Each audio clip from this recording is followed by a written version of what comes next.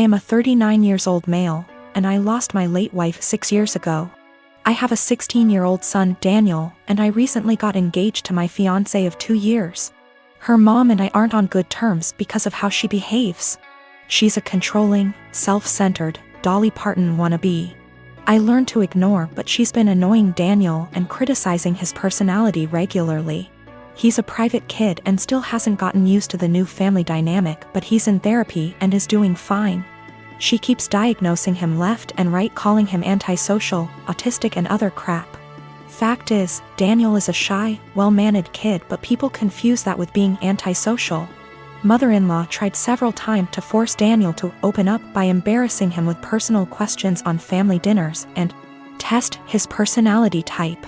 I've realized the effect her behavior had on Daniel, so I gave him the choice to no longer be in the same room / house as mother-in-law, and he appreciated this a lot. Mother-in-law didn't like that Daniel kept his distance and no longer visits and kept ing about how spoiled he will become for her daughter to deal with. I told her to stop bringing it up, but she cried, "I'm just doing this for Danny." Last week she visited unexpectedly, wanting to say hi to Daniel. After Daniel greeted her, he went into the bathroom and she went into the living room with my fiancé. I was in my bedroom when Daniel came and said his journal was gone. We looked for it but didn't find it. I asked my fiancé, who was alone in the kitchen, but didn't see it. I paused for a second to ask where mother-in-law was. My fiancé said in the living room, but I saw her coming down the stairs. I asked where she was. She said the bathroom. I saw her purse in hand, so I bluntly asked if she took Daniel's journal. She looked offended and called for my fiancé when I insisted to see inside her purse. She wanted to leave, but I didn't let her.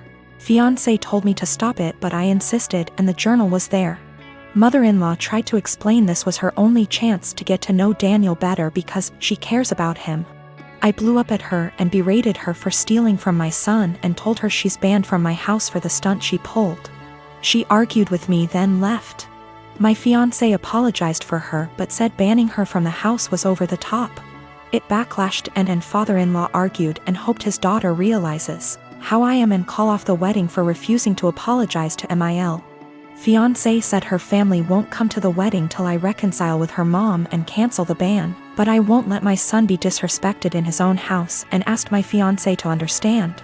I'm refusing to reconcile but am aware this could ruin my relationship with all my in-laws, not just mother-in-law, and my fiancé thinks I'm selfish to cause drama. I have always been civil with my half-brother. We were close as kids, but he started to have an attitude at 13 and pretty much stopped being nice, and started messing with my things / making fun of me and doing pranks to annoy me / privacy was gone with him coming into my room and taking my things. Whenever I complained, my stepmom would normalize his behavior and make excuses.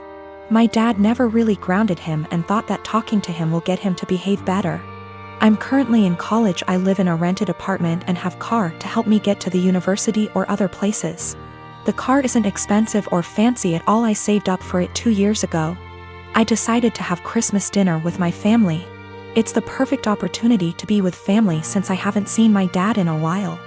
I arrived at my dad's house and left my purse and my keys on the kitchen island after my stepmom told me to help with dinner. My half-brother started talking about my car in the kitchen while my stepmom was listening and asked if he could take it for a couple of hours to hang out with friends. I politely told him no. He threw a fit and brought up how I needed to relax and not worry, but my answer was still the same. While we were sitting at the dinner table, my half-brother got up, washed his hands, and I thought he went outside. I got busy talking to my dad, and after I got up to wash my hands, I noticed my car keys weren't there. I went outside to ask him and neither he nor my car were there. I lost it. I started calling his phone, but he hung up on me several times. I was furious. I told my dad I'd call the police if he didn't come back with the car. My stepmom jumped to defend him and said I was being unreasonable to call the police. I called him one last time, then I called the police. My stepmom freaked out when my half-brother got picked up by the police. She told me to go explain the situation to the authorities, otherwise he'd spend the night in jail. But I refused, especially since I still hadn't got my car back. Stepmom yelled that I ruined dinner and that it was no big deal, he was going to return it after borrowing it from me, but he didn't really borrow it, and she heard me say no.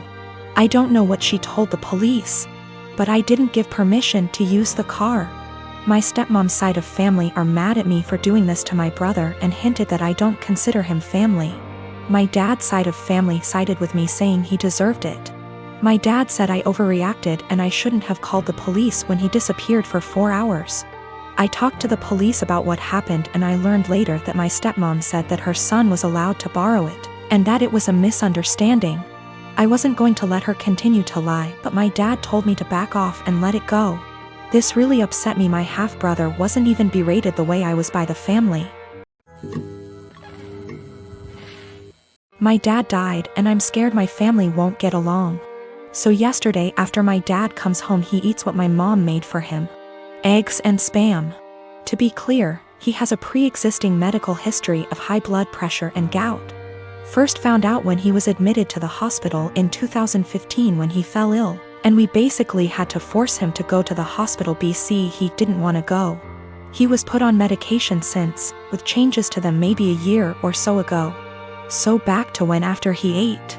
My half-sister heard a thud around 740-ish and told me to check. She thought maybe my parents are arguing. I go down and see my dad on the kitchen floor, my mom behind him a few feet away, and I hear him snoring. I ask my mom a question, get worried, run back upstairs and knock on my sister's door.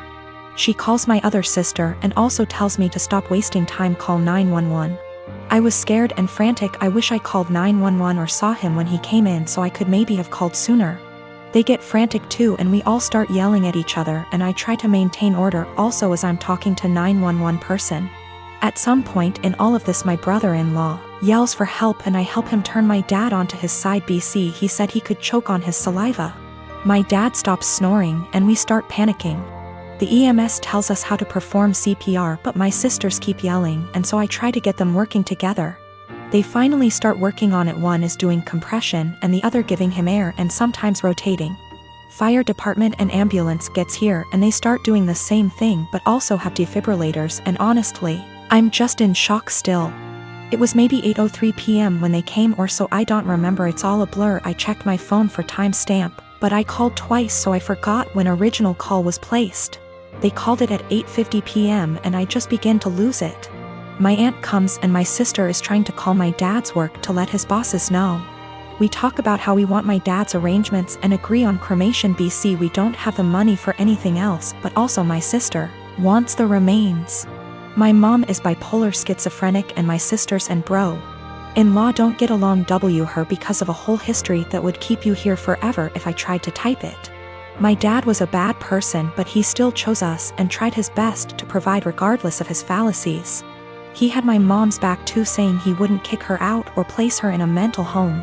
My sisters kinda want that, I think, but I'm scared to talk about it.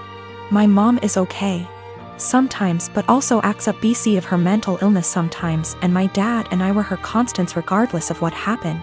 My mom is old and still wants to benefit from some social security services that my dad had, but my sisters and I think we should get a majority control of his account. There's a lot of renovations to be done. He ignored upkeep of the house for a number of years, example, the roof.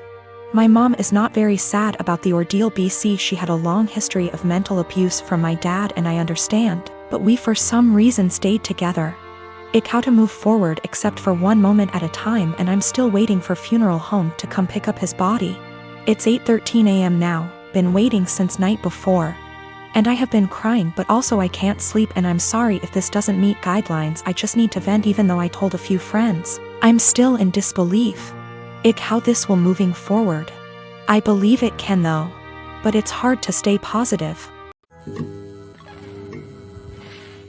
Dan and I have been married for 3 years and 8 months ago welcomed our amazing son into the world.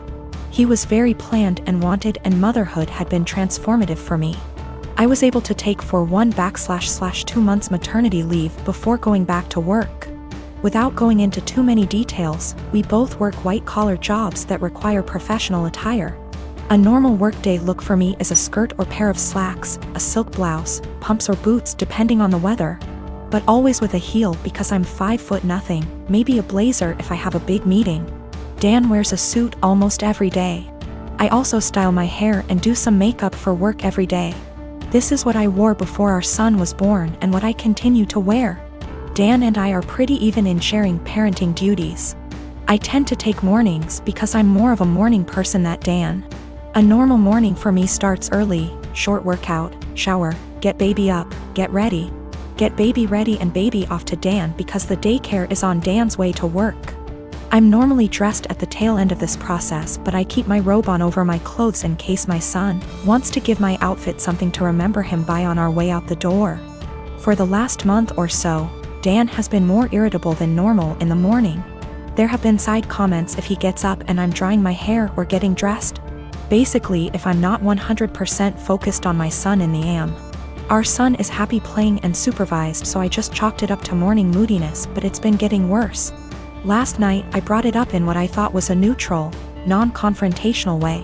Basically, his answer was this: his mom was 100% a mom after her kids were born. She gained a fair amount of weight after she had kids and never tried to lose it. She wore sweatpants every day and works a job where she wears a uniform, so if she wasn't in her work uniform she was in sweats and a t-shirt. She never did her hair or makeup. Her entire identity was being a mom, and she's shared with me how hard it was to watch her kids start their own lives. Dan thinks I don't care about our son as much as he does since I worked on losing the baby weight and still put effort into my appearance. I feel like keeping this part of my identity actually helps me be a better mother. I love my son, but I'm still me and I still have the things I like to do. Dressing well my identity actually helps me be a better mother. I love my son, but I'm still me and I still have the things I like to do. Dressing well, blowing out my hair and doing my makeup are therapeutic to me. Now that being said, my son is my life, and if I knew that not doing those things but guarantee him a happy, healthy life, I would stop immediately. I told Dan that my son and I have our morning routine and he gets lots of time and attention before I go to the office. Dan said he wasn't looking to fight, but he just wanted me to think about my priorities and my time management.